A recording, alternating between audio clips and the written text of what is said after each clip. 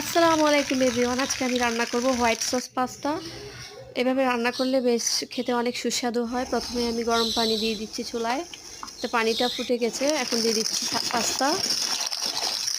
প্রায় অনেকক্ষণ ধরে এভাবে সেদ্ধ করতে হবে। ভালো করে সেদ্ধ না হলে খেতে টেস্টি হয় না। এই তো সেদ্ধ হয়ে গেছে। এখন আমি পানি ঝরিয়ে নিব। এখন একটা ফ্রাই প্যানে আমি রসুন কুচি দিয়ে দিচ্ছি। রসুনটা একটু ব্রাউন কালার হয়ে গেলে দিয়ে দিব পেঁয়াজ কুচি, কাঁচামরিচ কুচি। তো ভাজা হয়ে গেলে দিয়ে দিচ্ছি ডিম। ডিমটাও আমি ভালো করে ভেজে নিব। তো ভাজা হয়ে গেছে, এখন দিয়ে দিচ্ছি সেদ্ধ করে রাখা পাস্তা। পাস্তাটা দিয়ে আমি একটু উল্টে পাল্টে দিয়ে এখন দিয়ে দিব গুঁড়া দুধ। আপনারা চাইলে মেয়োনিজও ইউজ করতে পারেন।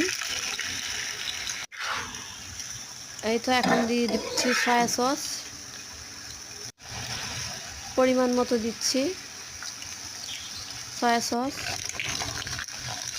পাস্তার যে মশলা ওইটা দিয়ে দিচ্ছি। এখন দিব টমেটো সস। সসটা একটু বেশি করে দিব।